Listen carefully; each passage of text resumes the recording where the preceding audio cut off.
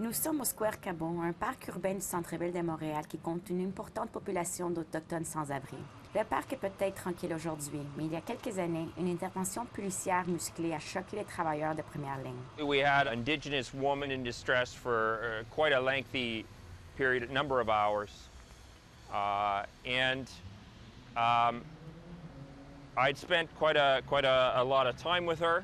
Eventually, she came to the place where she asked for an ambulance, and I was happy about that. David Chapman est le directeur général de Résilience Montréal, un centre de jour autochtone situé tout près. Ce jour-là, il a appelé le 911 pour demander une ambulance, mais au lieu de cela, une douzaine de policiers et une équipe canine sont arrivés. And that created a new problem where the woman essentially became very agitated and, and looked at me and said, hey, I requested an ambulance, not a big group of police. Monsieur Chapman a dû intervenir et servir de médiateur. Finalement, la femme a été transportée à l'hôpital en ambulance. Mais cette situation a laissé bien des gens mal à l'aise. What's difficult is that this woman was suicidal. She was only wanting to do harm to herself. So when, 7 cop cars show up and a canine unit. So you have to understand it's an actual truck with dogs in it that are barking. And that is very overwhelming to everyone who was in the park, but especially that woman. Nakousset affirme que des incidents de ce genre ne sont pas rares à Montréal. Cela alimente la méfiance à l'égard de la police et fait en sorte que les interventions de santé mentale s'intensifient. It's like a stain on the face of the police. Passons maintenant au 7e thème. À la mi-juin, une enquête de coroner du Québec sur le suicide dans la province a fait 63 recommandations en matière de prévention. La présente enquête concerne 6 décès et c'est 6 décès qui avaient des enjeux similaires. La volonté, c'était de faire une enquête publique sur la thématique des troubles concomitants et du suicide. Bien que le rapport ne soit pas propre aux Autochtones, il portait sur la façon dont l'intervention de la police, des professionnels de la santé et des organisations pourraient contribuer à éviter que ces décès se produisent. Une recommandation?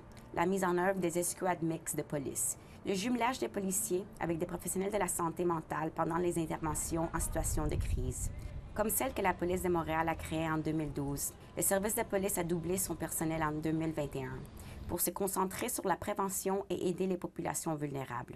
ESUP, en 2022, à elle seule, a fait plus de 2020 interventions dans l'année.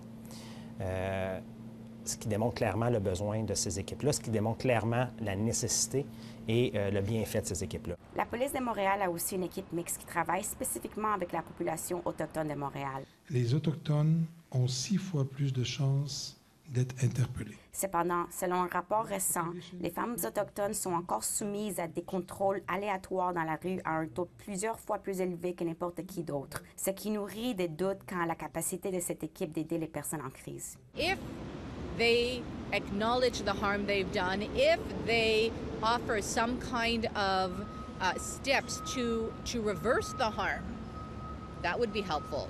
Ce sujet a également été soulevé lors d'une récente réunion du Conseil à Val-d'Or, lorsque la maire a insisté sur la nécessité d'augmenter les ressources policières pour s'occuper de la population autochtone urbaine. On travaille en appui avec la Sûreté du Québec. On travaille en appui avec le CISAC. Val-d'Or a recours à des escouades mixtes depuis 2016. Mais les employés de leur centre d'amitié d'Autochtones constatent la nécessité d'offrir une formation axée sur la culture. Cette approche culturelle est nécessaire et très bien intégrée à même le Centre d'amitié autochtone. Alors nous, on agit comme partenaire auprès des comme partenaire pour s'assurer de les accompagner dans une approche qui est culturellement adaptée. Mais ce n'est qu'un aspect de la prévention du suicide.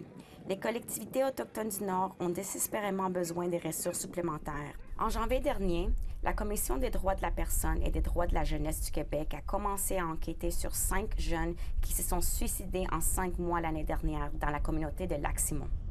Il y a beaucoup de gens impliqués chez nous qui se manifestent par solidarité, mais aussi notre organisation fait du mieux qu'elle peut avec les moyens qu'elle peut. On n'a pas tous les moyens. On n'a pas les mêmes moyens fédéraux ou provinciaux qu'eux ont.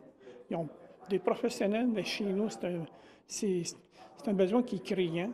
Partout au Canada, le taux de suicide chez les Premières Nations est 3 fois plus élevé que chez les non-autochtones. Les défenseurs disent que même au niveau fédéral, les plans de prévention échouent. Mais ici au Québec, il y a encore de l'espoir de changement. I think that if they have the right cultural training, yes. But are they having that cultural training, right? That's the problem. Marie-Céline Amador, Nouvelle nationale d'APTN, Montréal.